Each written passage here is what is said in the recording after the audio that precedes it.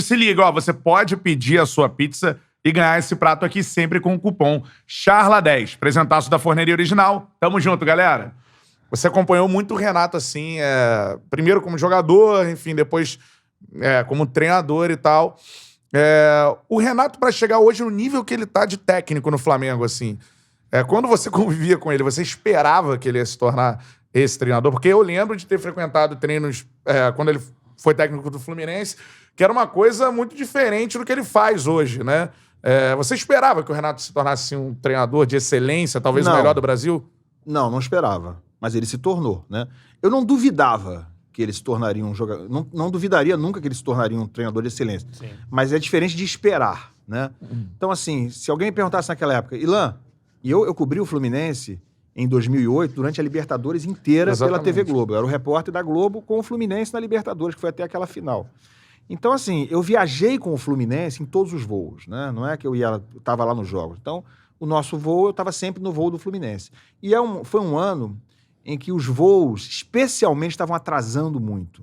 Então, eu passava horas no aeroporto, esperando pelo avião, e geralmente era uma resenha com o Renato. Né? A gente conversava muito e tal. Ele não vai lembrar disso, porque eu não sou nada na vida dele. Mas, enfim, eu me lembro muito bem, é óbvio.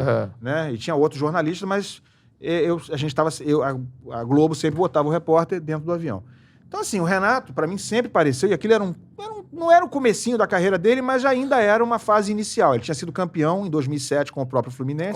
Copa do Brasil. Também fui eu o repórter lá, lá em Florianópolis e tal. Eu já conhecia ele, mas em 2008 passei a conhecer muito, né, na convivência, no hotel, no aeroporto, horas de atraso esperando o avião e tal. Então o Renato, assim, tinha muitas histórias. Cheguei a começar a escrever um livro em 2008. Sobre a vida dele?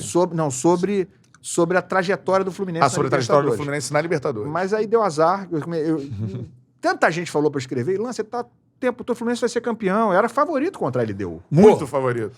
Quando passou do São Paulo do Boca... Tinha feito a melhor campanha na primeira fase. Tem que escrever um livro. Um monte de gente falando isso comigo. E aí eu, no avião pra Quito, no jogo de ida, eu comecei a fazer isso no computador.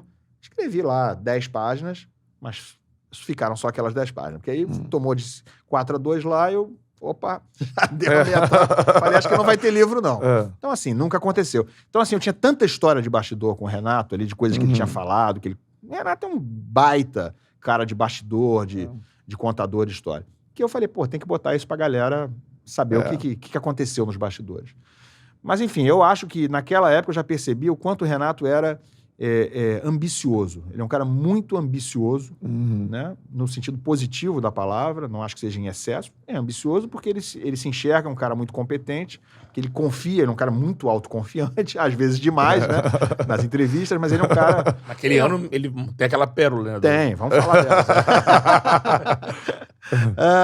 Vamos brincar no brasileiro? Exatamente. Mas, enfim, ele é um cara muito confiante, muito autoconfiante, muito competente, eu acho um cara muito competente, muito inteligente, proativo, um cara interessado no trabalho dele. E eu acho que ele tem um mérito, eu acho que assim, o grande mérito do Renato, que eu enxergo hoje, não só hoje, mas desde sempre, é que ele consegue tirar o máximo de jogadores ruins, ou medianos, ou em fim de carreira. Jogadores que não renderiam nada com outros treinadores, tá? Eu não vou citar nome de outros não, mas enfim... tantos por aí que não conseguem tirar o mínimo do jogador. E o Renato, assim como, na minha opinião, o Cuca, por exemplo, são treinadores que pegam um time destruído, esfacelado, como o Cuca fez em 2009 no Fluminense. Com a moral lá embaixo. O Fluminense era o último colocado do brasileiro. O pessoal não se lembra, não é que ele ia ser rebaixado, ele era o último colocado. Eu não me lembro quantas rodadas, mas eram umas 15 ou 17 rodadas que o Fluminense era o último colocado. Era 2009, muito, né? 2009. Era muito o último colocado. Era muito. E era o pior time do Brasil mesmo, assim, era o que jogava o pior futebol. Sim. Não tinha nenhuma esperança. E o Cuca chegou, demorou uns 4, 5 jogos, mas depois que ele pegou o negócio, encaixou, ele falou, esses aqui servem pra ser reserva. Limpa, e esses aqui, ó, tchau, não preciso desses caras. Aí, amigo, aí a coisa andou. Com certeza, mas o Renato, aí você disse dessa questão dele ser obstinado e que te surpreendeu ele ser o melhor treinador do Brasil, dá pra dizer assim, tira o Tite na seleção. Um dos melhores. Ele tá ali no primeiro time, né? Eu acho que ele tá no primeiro time. Mas eu acho o Cuca do mesmo nível que ele. Dos brasileiros. Eu considero os dois acima do Tite hoje. Eu gosto mais do trabalho do Renato e do Cuca do que do trabalho do Tite. Mas mudou, assim, o Renato do Flu pra esse Renato de hoje? Eu não Depois da passagem dele pelo Grêmio, assim? Eu não tenho convivido com o Renato, né? Eu tô trabalhando de casa 1 ano e meio e trabalhei como apresentador da Fox agora há 9 anos, né? Então não ia pro front. Front.